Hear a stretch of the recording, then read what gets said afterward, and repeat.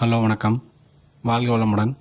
நம்ம இப்போ ரிஷபராசிக்கான இந்த 2024 குரு பயிற்சி என்ன விதமான பலன்களை கொடுக்கும் அப்படிங்கிறத பார்க்க போகிறோம். நம்ம தலைப்பை பார்க்கறதுக்கு முன்னாடி நம்ம சேனலை சப்ஸ்கிரைப் பண்ணாங்க சப்ஸ்கிரைப் பண்ணுங்கள். அப்படியே பக்கத்தில் இருக்க பெல் பட்டனையும் கிளிக் பண்ணுங்கள். அப்படின்னா தான் நான் அடுத்தடுத்து போடக்கூடிய வீடியோக்கள் எளிதில் உங்களை அடையும். வாங்க நம்ம இப்போ ராசி பலன் என்ன அப்படிங்கிறத பார்க்கலாம். ரிஷபராசிக்கு எவ்வளோ நாள் 12ஆம் இடத்தில் இருந்து வந்த குரு பகவான் மே மாதம் 1ஆம் தேதி 2024ஆம் ஆண்டு 1ஆம் இடத்திற்கு, அதாவது ஜென்ம குருவாக ஆறாரு. பொதுவாகவே பெரும்பாலான ஜோதிடர்களும் சரி, பெரும்பாலான ஜோதிட புத்தகங்களும் சரி, ஜென்ம குருவானவர் கெடுப்பார் அப்படின்னு சொல்லப்படுது. ரிஷபராசிக்கு சுக்கிரனுக்கு எதிரியாக வரக்கூடிய குரு உங்கள் ராசிக்குள்ளே வர்றதுனால கெடுபலன்களை கொடுப்பார்னு சொல்கிறாங்க. ஆனால் அது உண்மை இல்லை. ஜென்ம குருவாக வரக்கூடிய குரு பகவான் ஒரு மிகப்பெரிய சுபகிரகம். ரிஷபம் அப்படிங்கிறது சுக்கிரனோட வீடு. அதுவே ஒரு சுபகிரகம் தான் சுக்கிரனே. அதனால பெண் கிரகமான சுக்கிரன் வீட்டிற்கு வரக்கூடிய குரு பகவான் பெண்களால் உங்களுக்கு நன்மைகளை ஏற்படுத்தி கொடுப்பார்.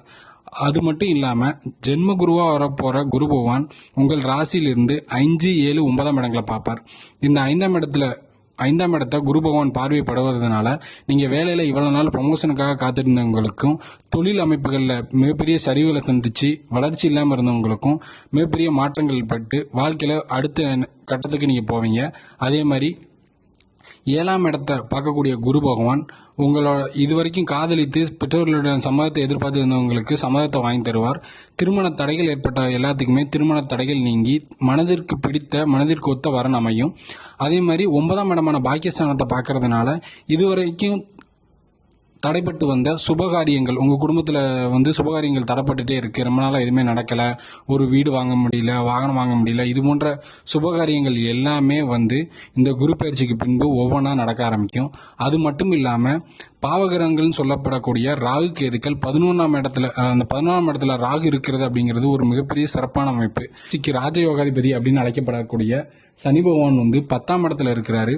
பொதுவாகவே பாவகிரகங்கள் இருக்கிற இடத்தோட பலனை கெடுக்கும் அப்படின்னு சொல்லுவாங்க. ஆனால் உங்கள் ராசிக்கு ராஜயோகாதிபதினு அழைக்கப்படுற சனி பகவானால எந்தவித பிரச்சனையும் வராது. தொழில் நிலையில் நீங்கள் அடுத்த கட்டத்திற்கு முன்னேறுவீங்க அப்படிங்கிறது தான் மிகப்பெரிய உண்மை. பொதுவாகவே பார்க்க போகையில் இந்த ராகு கேது பயிற்சி மற்றும் ராகு கேதுக்கள் மற்றும் குரு பயிற்சி, சனி, இது எல்லாமே ரிஷபராசிக்கு சாதகமாக இருக்கிறதுனால ரிஷபராசிக்காரர்கள் நீங்கள் நினைத்தது அனைத்துமே நிறைவேற்றும் வருடமாகவே இந்த 2024 மற்றும் 25 ஏப்ரல் மாதம் வரைக்கும் இருக்கும் அப்படின்னு நான் பலன் சொல்லுவேன். வெளிநாட்டு வேலைக்கு முயற்சி செஞ்சு கொண்டு வந்தவங்களுக்கும் அதற்கான வேலைவாய்ப்புகள் கிடைத்து நீங்கள் வெளிநாட்டுக்கு பயணம் பண்ணுவீங்க. குழந்தை பாக்கியம் இல்லாத, நீண்ட நாளாக குழந்தை பாக்கியம் இல்லாதவங்களுக்கும் குரு 5ஆம் இடத்தை பார்க்கறதுனால குழந்தை பாக்கியம் கிடைக்கும்.